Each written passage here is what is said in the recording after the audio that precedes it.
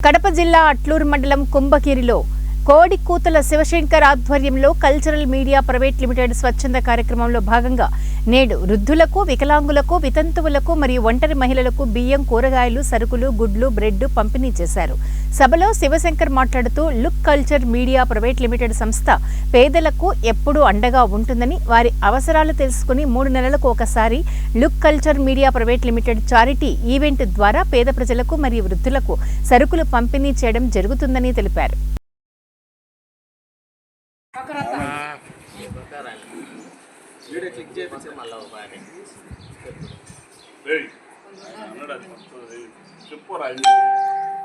వస్తాంది